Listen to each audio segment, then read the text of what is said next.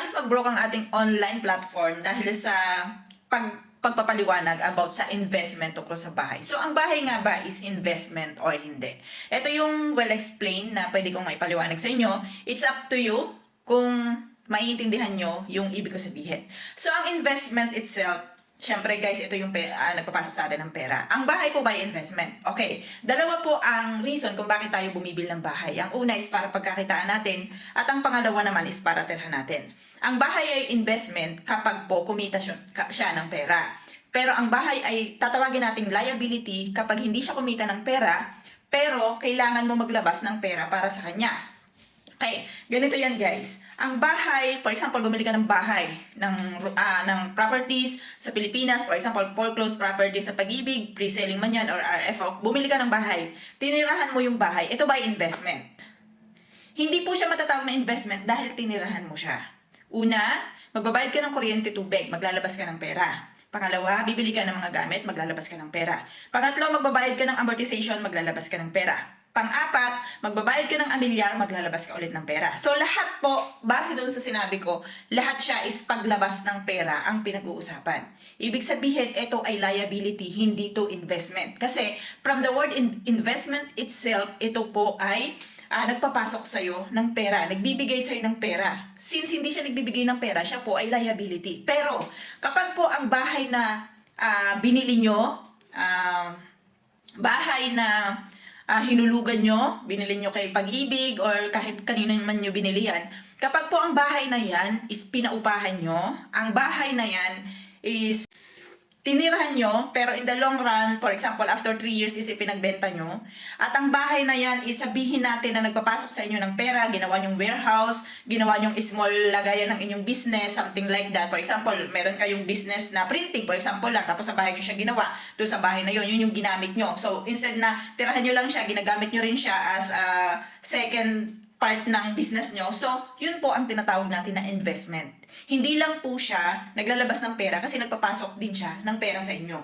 Kapag for example, meron kang printing business, ngayon sa bahay mo siya ginagawa. Ito printing business mo kunyari malakas. Itong taas mo kunyari is ginawa mo siya na bahay nyo. Tapos yung baba ginawa mong printing business. Ito po yung tinatawag natin na investment. Kasi itong bahay itself is tumutulong siya para magkaroon ka ng income. Kung ang bahay mo naman, for example, nangyayari ito sa mga subdivision, ginawa mo siya na water station, or ginawa mo siya, for example, na PlayStation, mga ganyan. Basta yung tipong nagpapasok sa'yo ng pera, yun yung tatawagin natin na investment. Kahit dyan ka pa nakatira, basta meron pa rin siyang pera na pinapasok sa'yo, investment pa rin po ang tawag doon. Ang sinasabi lang kasi natin na liability is yung bahay na nandiyan pero hindi talaga siya nagpapasok. For example, may bahay po kami sa probinsya. Nasira si gutter. Magkano ang sinabi ng tatay ko na gastos para sa pagpagawa ng gutter?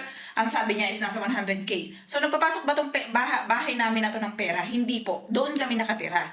Ang sabi ng iba, investment pa rin yun kasi doon kayo nakatira. Investment para sa health. So, hindi po tayo ganun ka-epokrito or something. Ano ba tamang words doon? Hindi tayo ganun. So, ang pag-uusapan lang natin dito is liability and investment. Huwag nyo nang isipin yung tungkol sa health na, oo, doon nga tayo, talagang needs naman talaga natin ng bahay. Ang usapan lang talaga natin is tungkol sa pag-i-invest. Hindi po ganun na ka-complex yung usapan natin na pati yung health nyo is idadamay nyo na ay kailangan mong bahay, investment siya kasi pag tumira ka dyan, okay yung iyong health, okay yung tulog, something like that. So, needs naman talaga natin ang bahay.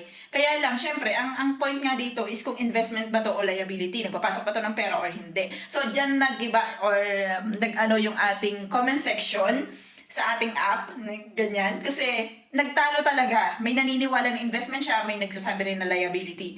Pero halos 90% po nagsabi na investment siya, which is hindi nyo napanood yung buong video or buong ruling kung bakit nagiging investment ang bahay. So, kagaya nga, balik tayo doon sa bahay namin. So, gagastos kami ng 100,000, nagpapapintura kami. Kasi every 5 years may maintenance po kasi ang bahay. So, syempre may pintura yan, nasisira yung mga pintura, yung gutter kapag maraming ng puno sa may ng bahay nyo. So, nasisira po yan, nagkakalawang, lalo na kapag hindi siya stainless, mahal po masyadong magpa-gutter. Kailangan po talaga siya ng bahay. Kung ayaw nyo magluma yung bahay, kung ayaw nyo masira kagad yung bahay, kailangan po talaga ng maintenance ng bahay. At the same time, nagbabayad din lang kami ng tubig, ng kuryente namin, at saka, syempre, yearly, nagbabayad din po kami ng tax ng bahay at saka ng lupa namin. So, sa lahat ng binanggit ko, doon kami nakatira, yes. Pero, liability po talaga siya. So, kahit siguro sinong negosyante or may alam pagdating sa properties, ang sasabihin po talaga sa inyo, kapag ang bahay ay titirhan nyo lang, na hindi magpapasok ng pera, ito ay liability. So, bakit ko to ina-explain, guys? Kasi marami sa atin, especially sa mga kagaya kong OFW, na nalilito kung ano ang kaibahan ng investment at liability. Kasi most of sa atin sa mga Pilipino, no, most of us sa atin, kapag may bahay ka, ikaw ay successful. Pag may bahay ka na nakatayo, ikaw ay successful. Which is, ito yung pinagbabasihan natin para maging successful ang isang tao. Ito yung tinitingnan natin sa labas ng bahay, titingnan natin, maganda yung bahay niya, ibig sabihin marami tong pera. Alam natin, don't be sa mga ganong bagay. Totoo talaga na nangyayari to sa atin sa Pilipinas. Pero, guys, ang nakakalimutan natin, especially sa mga kagaya kong OFW, kapag nagpatayo tayo ng bahay, for example, nagpatayo ka ng bahay sa province, yes, malaki yung napatayo mong bahay, maganda yung napatayo mong bahay. So, naggastos ka, kunyari, ng nasa 1 million para dun sa bahay na titirhan nyo. Although, siya, maganda, although complete lahat, okay lahat ng bahay mo, maganda para sa paningin natin. Pero, nakakalimutan natin yung part na kapag umuwi tayo ng Pilipinas, paano yung maintenance ng bahay pag may nasira sa bahay.